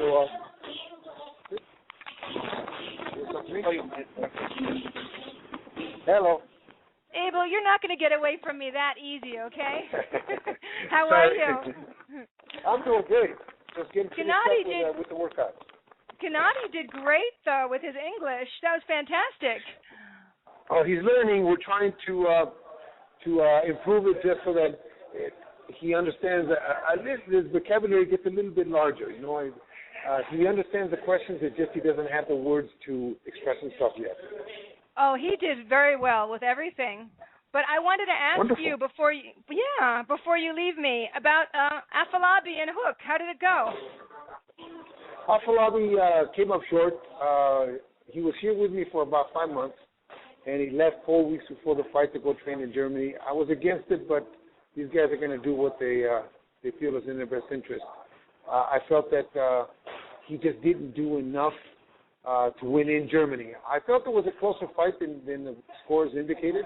I thought we may have won it, but in Germany, you have to believe that you're going to have to do more than just win the rounds. You're going to have to look impressive and decisive, win the rounds decisively, or you can lose the fight. So you didn't think did you, being an observer, do you think he won that fight? I thought it was a draw.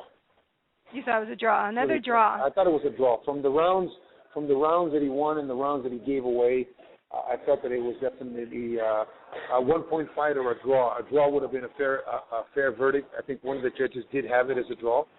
But in Germany, against a German fighter, you're going to have to do better than that. Right. Well, yeah, I understand that. But I'm glad that we have an unbiased opinion with you here. Because you're fair. I wanted him to win, obviously. I would have loved to come home with another champion because he trains half the time with me and then half the time with Fritz over there in Germany. But you cannot win a close fight against a German fighter in his hometown. Let me just say this: a hometown, a fighter's hometown in any country or any state, they're going to have the edge, and deservedly so, because that is where they make their bones. So that he came up short, I tried to tell him that in the middle of the fight, and he understood exactly where we were at and exactly what I was trying to say. But he didn't do enough and let Hook off the hook. Let Hook get off first. Hook off the hook. Yeah, that's a good he let one. him off the hook. Yes. He left him off the hook. So do you think Afolabi will come back and train with you for the next fight? I don't know. I hope so. I think that he was disappointed that he didn't win, disappointed that the scores went the way that they did. But we spoke after the fight, and we spoke about the why the outcome was that way and what I thought we didn't do and we could have done different. I'm sure that he will spend some more time in Big Bear. We have to sit down and discuss what happens getting close to a fight. Because like I said, I wasn't too pleased with him leaving 4 weeks before the fight and missing out on the work that we do here.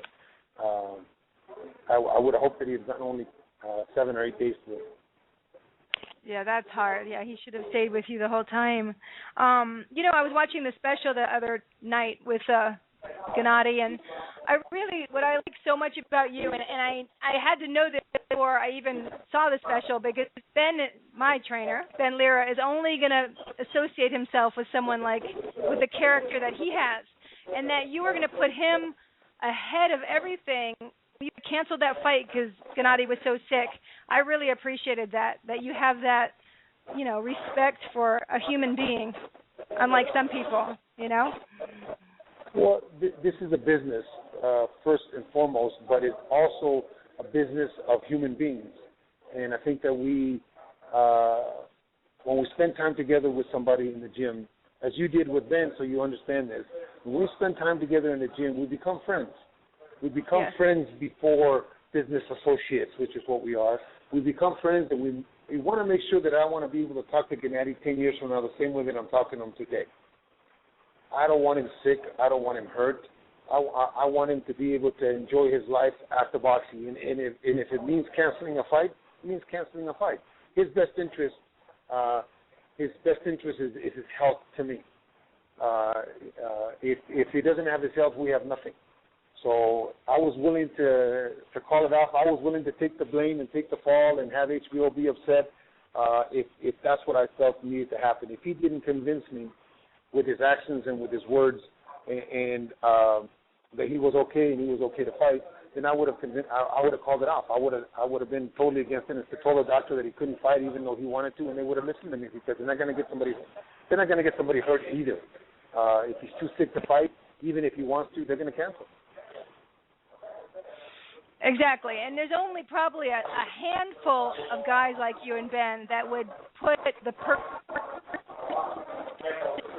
I want to ask you, Abel, about Macklin and what Macklin. I can't hear you that well. Is there a lot of background? Someone has a lot of background. No, but you're cutting out also. But let me see if I can get into a different room here. Okay. Okay. Thank you. Okay. Is that better? Oh my gosh. Is that better? We have on the 29th Macklin, and this is not a slouch fight. You didn't pick him up at the corner. This is going to be a tough fight. Do you train for Macklin in any certain way, or just like you train for every other fighter? Every trainer has their own methods. Every trainer has their own ideas, and every trainer, Ben and I agree on a lot of things, but we train a lot different, our fighters, because he's got his methods that he's developed, and I've got mine that I've developed in the years that I've been doing this. I don't particularly train my fighters to fight one fighter. In other words, we're going to fight Macklin, but I'm not training for Macklin. I'm training Golovkin to be a better fighter 6-7 fights from now. I'm training Golovkin to fight Andre Ward tomorrow, or even if he fights Macklin, who's not as good as Ward. So whatever fighter they put in front of us will be, in my opinion, just another stepping stone. So I don't particularly prepare for one style or one fighter. I just want Gennady to be the best that he is and do what he does best. And I don't have my fighters adapt to anybody. They adapt to us.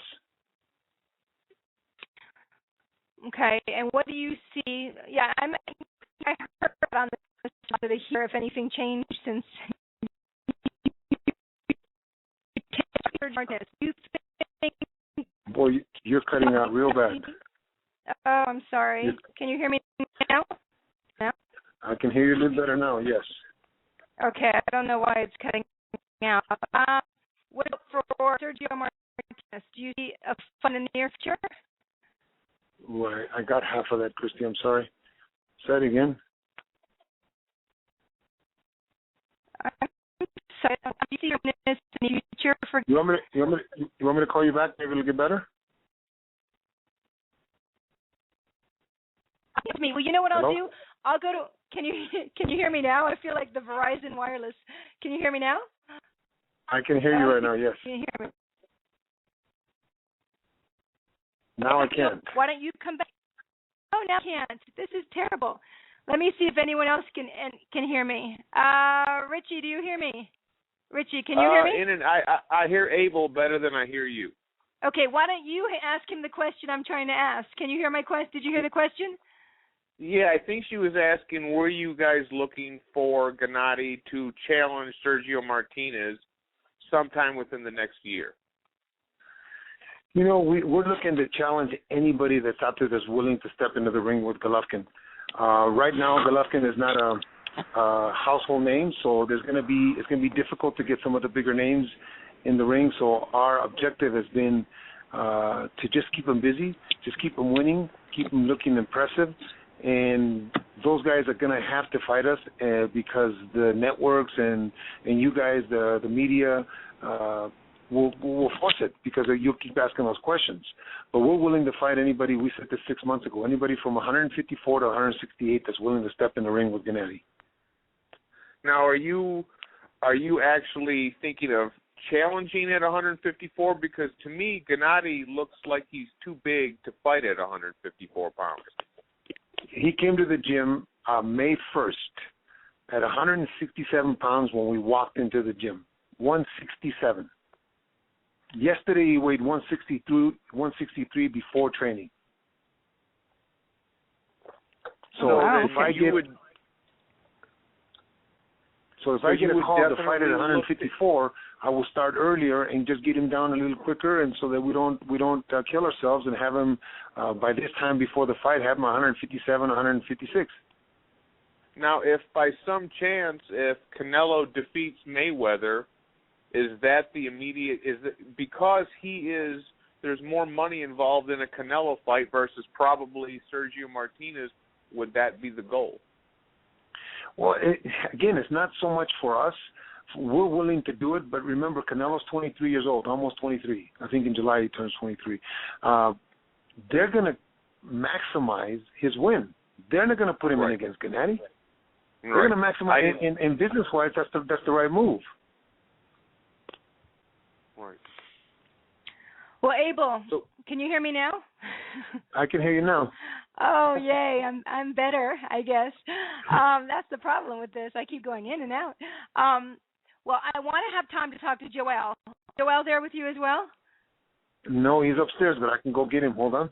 Okay, well, wait. I'm gonna go on a commercial, and then will he be on this line, or will he call in a different phone? Yes, I'll just give him my phone. Okay, I'm gonna go on a commercial. I'll be right back. Thank you so much, Abel. Good luck with the fight. Okay, thank you. Thank you. Thank you. Okay. And we'll be right back with our commercial. This is Real Combat Media Radio. Check us out at realcombatmedia.com.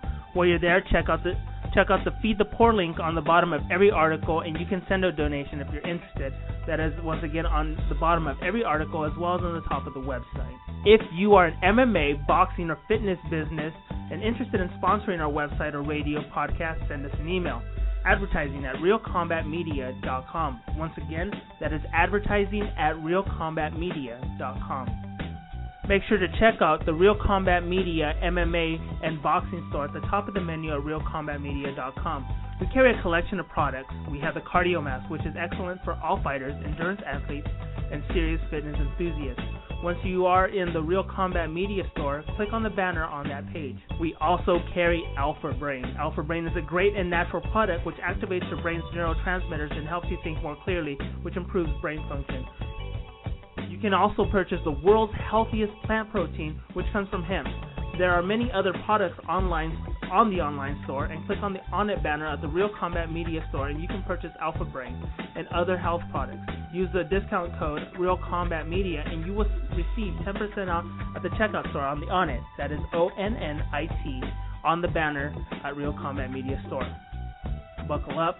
Here we go. Let's get this show started. Welcome back to Real Combat Media Boxing Radio. This is episode 17. I'm Christy Rosario from Los Angeles. Actually, I'm from New Jersey, believe it or not, but I live in Los Angeles. You can call in at 347-324-5998. You can Twitter at Real Combat Media, and you can Facebook at Real Combat Media. We're joined here with, right now we have Richie Jones from Las Vegas. I believe we still have the Boxing Maniac from New York. And in a minute, or less than a minute, we're going to have Joel join us, Joel Diaz Jr. But I just want to tell you about the Squeaky Wheel Tour.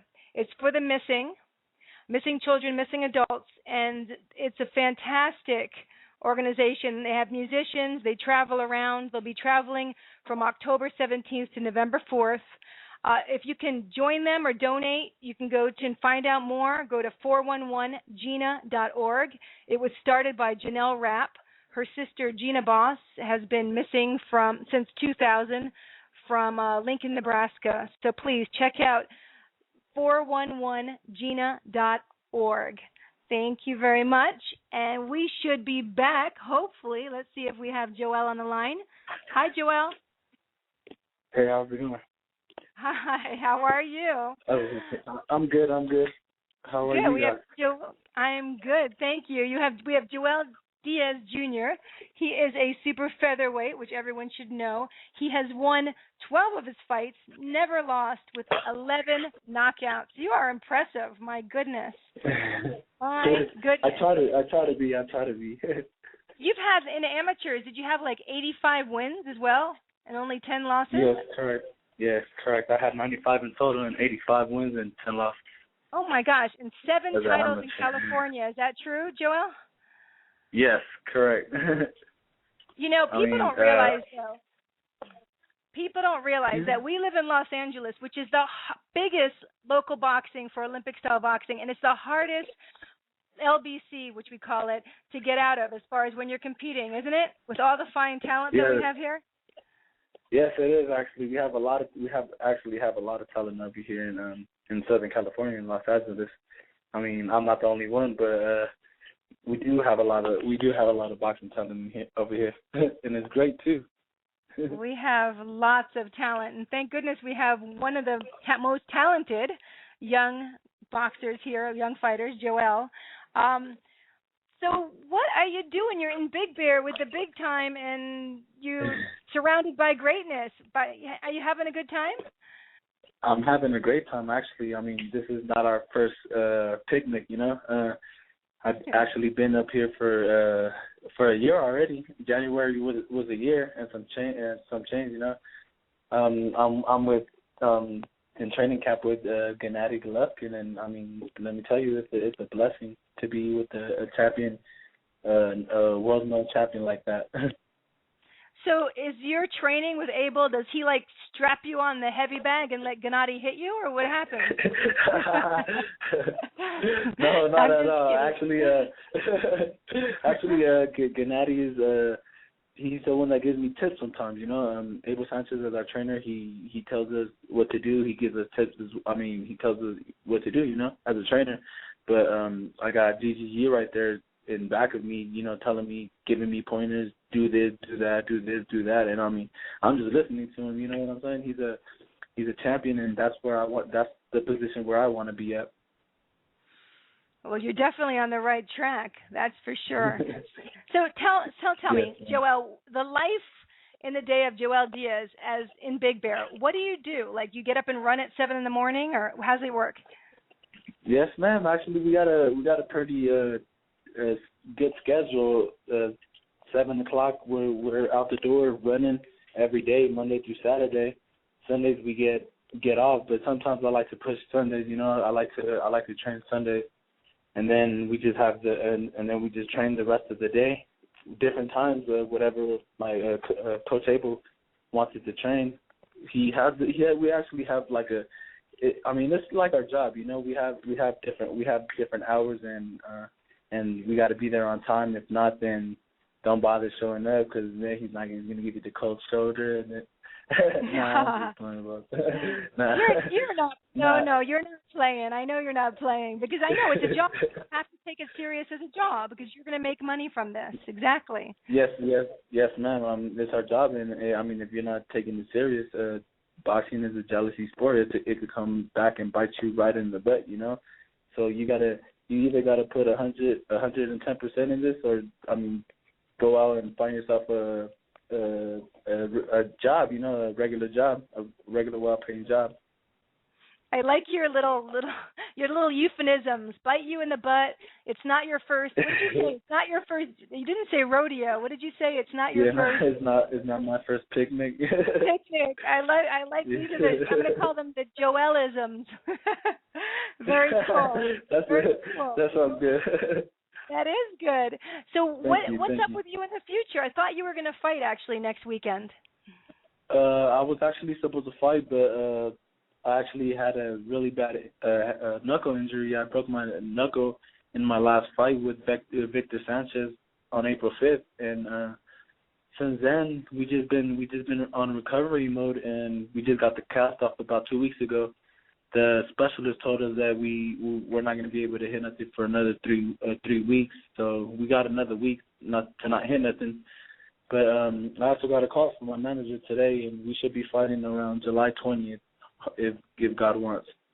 Well, that's a good day. That's my mother's birthday. Shout out to my mom. Yeah, shout out to your mother. You see, that's a lucky day for you. Okay, yeah, that's gonna be a good day. It is, and I mean, it's just been kind of a bumpy year, you know, and I'm just ready to get back in the ring, you know. I mean, that's like the place to be at for me as a fighter. It's my job, you know. Well, Joel, maybe you should stop hitting people and knocking, doing TKOs and KOs, and you wouldn't hurt your hand. Yeah, exactly right. We learned a lot from that fight.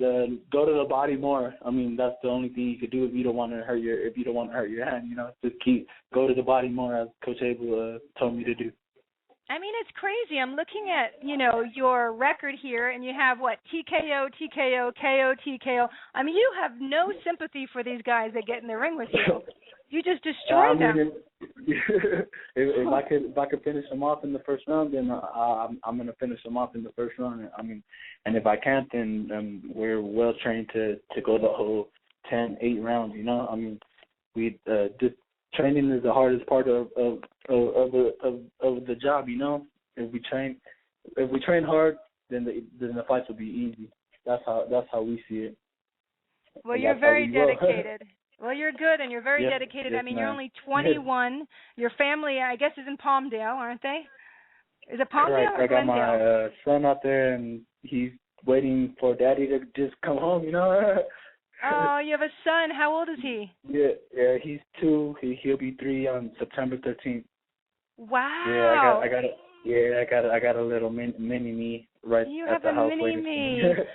Oh, that's so cute. Well, yeah, you definitely have to work hard because you have people that look up to you now and that, depend on you. Wow. Yes, ma'am, I do. You're over there near the Livingstons. You know Daniel Livingston? He's a great fighter himself. Yeah, I know him, actually. We were teammates in the amateurs. I know him pretty well, actually. That's right. He's a good guy. The boxing poet. I like Daniel a lot. Yeah. I don't want to hog you. I want to see if maybe I have Richie Jones on the line. You want to ask Joel a question, Richie? Hey, Joel. It's great to talk to you. I caught you about a year and a half ago when you destroyed Guy Robb here in Vegas at the Palms. You just ruined this guy. I swear. I can't wait to see you back in the ring again. Thank you, and I mean, I can't wait to get back in the ring myself and show all the fans what we have, you know. Now, are you going to stay at 130, or because in your fight against Rob, you look like you could be a 140-pounder. I mean, are you looking to ascend the weight divisions anytime soon? Yes, sir. Actually, I mean, I'm young and my body is still growing. You know, like I said, I'm young, and if I can make 130, then we're going to be ready to hit the next weight class. But I mean, as long as we can hit junior lightweight, then that's fine. If not, then we'll just bump up to the next weight class. But I'll give it like a year, maybe a couple more fights into that, because I mean, a lot of people do tell me that I'm pretty tall for my weight, you know. Right, absolutely. Yeah. So you see yourself maybe down the road possibly finishing your career as the welterweight champion? I feel like yes, at 135. At 135, you know, 140. Finishing my career at 140, I believe. I mean, I don't think I'm gonna grow a little. I don't think I'm gonna grow. I got short parents, so that's how you have short parents. Who were some of your role models, fighters, when you were a young man? I mean, who were some of the fighters that you admired? I admired, actually. Most Julio Cesar Chavez. That was the top fighter in my eyes. De La Hoya, until he started, you know, messing up. And anybody, actually, I just loved boxing as a little kid, and I would be right there on the side with my dad. We'll be watching boxing and anybody any fights that would come on, I would just love to watch. But you could say Julio Cesar Chavez was one of them, one of the greatest. Definitely, yeah, I agree. He's a real role model too. For as far as a fighter for many Mexican Americans, don't you think, Joel? Yeah, yes, ma'am, and not just the Mexican American thing. He just has a great style. You know, he just has a outstanding style. Yeah, do you equally like his son, or what do you think? Or are they just totally different? Nah, I think his son can be like his father. You know, that's what I think. His son, not too much. I'm not too much of a fan of his. No, I want to ask you though before we lose you. I want to ask you, do you think Guy Robb? Talking about Guy Robb, that was like the one fight that you actually went 7 rounds before you TKO'd him. Do you think that was your hardest fight out of all the fights so far? Yes, it was. It was my hardest. It was my toughest fight in my whole 12 fights. But I could honestly tell you that my last one with Victor Sanchez was kind of gave me a little. It would kind of give me a little trouble, you know, until we took him out in the 5th round. But yes, that Guy Robb fight was the toughest one. But with Victor Sanchez, you said it's probably one of the toughest. Was it his style that just gave you a little trouble? The kid didn't want to fall, you know. He was standing tall. He didn't want to fall. I was giving him pretty much everything that I was getting. See, that's what I'm saying all the time. I'm sorry. I have to say, before I forget, that's what I say. You know, they're talking about Angulo and how he just kind of gave up. No way. And and this is not a bad thing. This is actually, I find that Mexican fighters in particular will not stop unless they are probably nearly dead, which is not always a great thing, but they have such heart. Don't you think, Joel? Yes, I totally agree with you. Actually, I mean I think that was the case right there. He just didn't want to fall, and he just had too much pride, you know. And I mean, it sucks that at the 5th round had to end like that, and him, just starting all that commotion afterwards. It wasn't. He didn't have a professional style, you know. He just wanted to start problems, and that's on him. I was just keeping my cool, and I'm not the one that's gonna look bad, you know. Yeah, that's not how you do it. You leave it in the ring. That's where you fight. It's business. You leave, and you can be friends or whatever you want to be. But yeah, that's not cool. Well, you're a lot classier to be the way that you were and that you are. Yes, ma'am. Yes, I am. Well, exactly. So, Richie, before we have to go, anything else for Joel? Yeah, what is your timetable? Are you looking? Is there anyone in the junior lightweight super featherweight or lightweight divisions that you're looking at maybe in the next year to break into the top 10? Honestly, anybody that wants to step up and anybody that wants to sign that contract, I'm willing to fight. You know, I'm a person that would fight anybody and won't back down for nothing. So if you put somebody in front of me, then sign the contract if the numbers are right, then let's do it. You know, so there's nobody in particular, but I'll just fight anybody. To tell you the truth, we don't train for nothing. You know. Yeah, right, you're in a good camp, and you're fantastic. I really enjoy talking to you, Joel. You're so charming. My goodness, you're as cute as you are charming, and I wish you the best of luck with everything. Please come back on, and please. Well, good, and please come back on when you know when you're going to fight. I would love you to come talk about it if that would be okay. Yeah, that would be perfect. Actually, I don't mind. Well, good. Well, you're very sweet. I wish you the best of luck. Unfortunately, we're running out of time, so I'm going to say goodbye to you. And Richie Jones, thank you so much. I'm going to say goodbye to you, too. Bye, guys. Take care, everybody. Take care. Bye. Bye, Joel. Well. Thank you. Bye, Richie. Thank you very much. Bye. Thank you. I just want to tell everybody that Friday, June 14th, we have in Bethlehem, PA, we have Bryant Jennings versus Andre Fedoso, 10 rounds. Sergey, these Russian names, Kovalev, versus Cornelius White. And we have Ronald Cruz versus Jaime Herrera. That's the 10 rounds welterweight division. We also have on ESPN2 Deportes, ESPN Deportes, Luis Ortiz versus Travis Kaufman, 10 rounds heavyweight division. That should be good. June 15th, we have Mikey Garcia versus Juan Manuel Lopez. Next week, we will be back on Tuesday, but we're going to be here at an earlier time, 2:30. We start Pacific, 5:30 in the East Coast. And thank you for joining us on Real Combat Media Boxing.